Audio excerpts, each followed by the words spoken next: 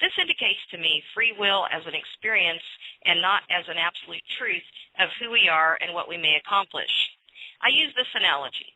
If a planet in its orbit becomes aware of its potential to express thought and realizes at any given moment it could stop in its orbit and reverse orbital path, but chooses through its understanding of free will to maintain its forward motion, it would in this instance have the experiences of contemplation, choice, and free will as associated experiences of complex forward motion through space and time. I sense that the seeing of other potentials as we walk about our days, along with the choosing of what we only could have chosen based on personal and collective influence, as being the nature of the distortion of free will. I'd love to hear what you have to offer to this idea. Namaste. Namaste, Matt. Thank you so much for your question. It cuts to the very heart of the Law of One, because free will is the first distortion of the Law of One, coming even before love itself, because it is by using free will that the Creator decided that it wished to know itself better. And we have absolute free will in terms of being able to choose that which we desire. When you look at the very skim of human experience, which I would say is, for instance, voting, you don't have a full play of free will because you can't vote for the person that you think is the best. You have to vote for the person who had the most money and who got the nomination. And the last person that kicked against those pricks, to quote Shakespeare, of course, was John Fremont, and he did not win his election. His point was that nobody should have to stump and make speeches and so forth. They should put down what they believed, and the person should, in the privacy of his own home, read the statement, and maybe there should be a debate, but there certainly shouldn't be advertisements and so forth. And that didn't sell in America, and therefore, in that case, there is not free will. There is only a limited amount of free will. You can choose the one that had the most money in the Republican Party against the one that had the most money in the Democratic Party. And I hope I'm not offending anybody by saying this, but it seems to be the way things have panned out here lately. And it is very frustrating to those who would like a more free choice. But come into the metaphysical self. And again, you were looking as an unawakened person at a person with that kind of limitation of choice, because that person is going to go with the buzz, go with what's been given by the parents, go with what's been given by the teachers, not ask any questions, but do the right thing. And then, of course, the question, what is the right thing, is much too inconvenient to ask, and it doesn't get asked, and the pain of the world hangs on that fact. However, when people awaken to the fact that they are infinite, they are creatures of eternity, and they are much larger than this planet and its illusions and the veil of forgetting against which we all press in order to know more of the truth. You find that you can painstakingly, day by day, evening by evening, as you look over your day and analyze the things that you have reacted to in your day, you can learn to know yourself. You can learn to know the voices within you, and it really is a heterogeneous, group. It's not just this is me. It's like there's the you that thinks this, there's the you that does that. There's a whole group of you, and you're more or less integrated. And some people are tremendously well integrated and have shut off all other openings. But then when they wake up, they discover, oh my heavens, I haven't even been looking here and here and here and here, and I have been accepting these half-truths that I have learned at my mother's knee or whatever. And they begin to learn to know themselves in a deeper and deeper way. I encourage people to do this every day. Sit down at the end of your day. Look at everything that has moved you. The things that have moved you, focus on them one at a time. say you had an instance of road rage. Somebody cut you off, and you spent 15 seconds going, and then you finally got, okay, buddy, there's room on the road for you. You're me, and I'm you, and we're all together. Okay, and you get yourself in check. But that moment of rage was there. The person just about killed you, and his desire to get somewhere. And 20 minutes later, you can still see that little red car up on the expressway. He's managed, to cause 39,000, potential accidents trying to change lanes and get someplace, but you can still see the guy. He's not getting anywhere. The traffic is too thick for that. But the important thing is what's happened to you. So you sit there and you relive that, and the guy cuts you off, and you feel what you feel.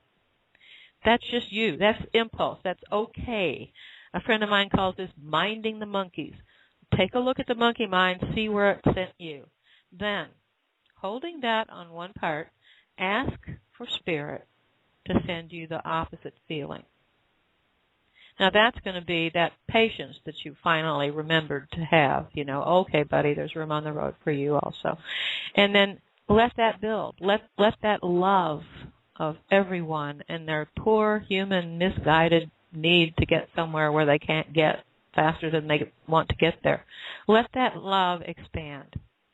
That foolish, silly, naive love that really, in the end, conquers all. And let that expand until it's just as powerful as the rage. And then hold them in your mind and ask your system to balance.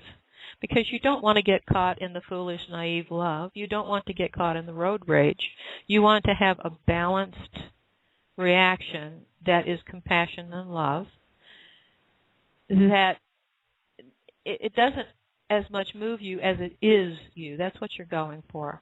You're looking to change your mind from the monkey mind of things you were taught and accepted without digesting them, and the consciousness of love that has a feeling of resonance for those things that are true, beautiful, and real.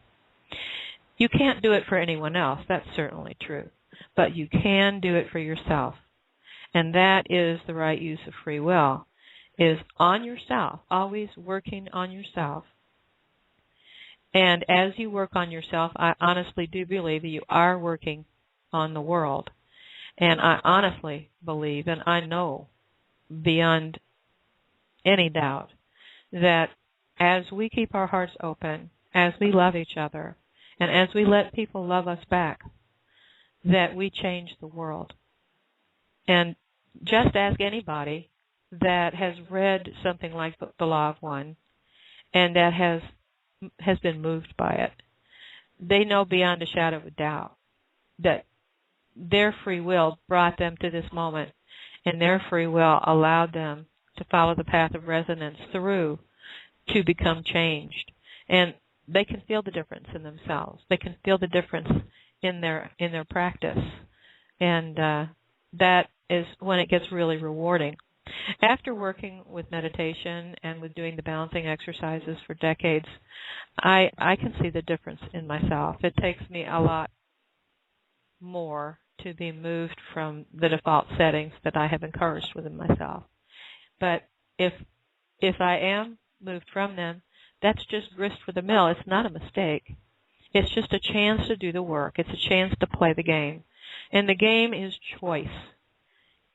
And only by true free will do we have that choice. So if you feel that you don't have all the facts, you don't really have free will, well, there are ways to work on that.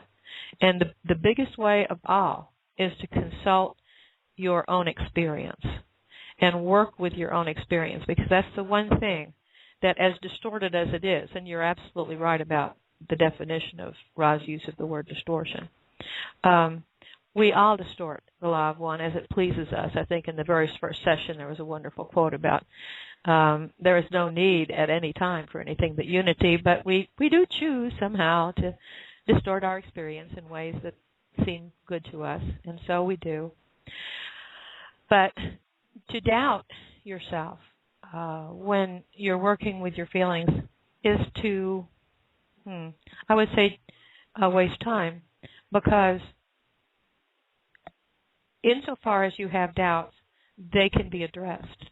And you can address them in your own way, and you can educate yourself. You can read what this person and that person has written, but above all, you can use your own discernment on the present moment and follow the path of resonance where it leads. The question I always like to ask myself, and this is the one choice that you really have all the time, is where is the love in this moment? If you don't see any love in the moment, and you see a lot of people scrabbling for an advantage, it's very possible that you need to be the love in that moment. Then the question becomes, how can I love this situation? How can I embrace this situation? How can I harmonize these people? And then you just do your best to work with the energy that you have given to you, and that you have given to you in terms of the people that you're working with. I wish you luck with this, but I hope that you can come to trust the free will that is so fundamental a part of the way things really are. I want to say, by the way, that we at L&L Research have had to put off our next gathering, which is the third cycle of me teaching people to channel. We call them Channeling Intensive. And Channeling Intensive Cycle 3, the introductory session, is not going to be held until February.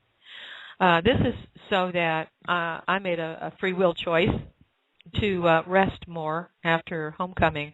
We had a wonderful homecoming, but I ailed after that. And so I remembered that Ross said that I had set a pre-incarnative choice in place before I was born. If I was not doing inner work to support the outer work that I was doing, I would not be able to do the outer work for a while until I got myself full up with the inner work and ready to do outer work again. So I decided to put everything off until after Christmas, and I do want to apologize to those who had to wait from later this month until next February. But I figure that it's important for me to do that inner work and to stand as a person that you can trust. And so I will be doing that until Christmas, healing up, resting up, and just working a little bit, doing the articles and stuff, but not doing all of the work that I generally do. Thanks, Monica. Do we have another question? Or did you want to follow up that question? Are you there? Okay, I'm not hearing Monica. Okay. There you are. I had the mute button on. I apologize. Hello. So good to hear your voice. Sorry about that. It was bound to happen sooner or later. Okay. I was getting ready to vamp. Uh-oh. We won't go there. Okay. I actually don't have a follow-up to that, so I'm going to take our first caller for today, and this may be our last question because it looks like we've got about 15 minutes left of actual show time. I'm going to take our first caller from area code 512, somebody who happens to be a neighbor of mine, I would imagine. That sounds like Austin, Texas. Hey, are you there? You bet. Can you hear me? I can. Who am I talking to? Hello, perfect. This is Michael Wolf in Austin, Texas. It's nice to meet you, Carla, and thank you for my San Antonio neighbor. Good to meet you. Good to Hi, meet you, Michael. too. Great. Okay, so this is a big topic, obviously, and I get that there's only 15 minutes, but on the topic of free will, I do have a couple of comments.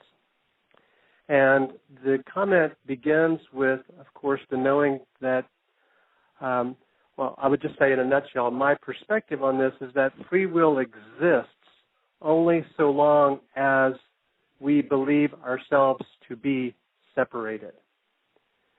In other words, if you listen to enlightened masters such as Sri Ramana, they state very clearly that free will is basically a myth, in the sense that the only freedom a man has is to strive for and acquire the knowledge of the self, which will enable him not to identify himself with the body.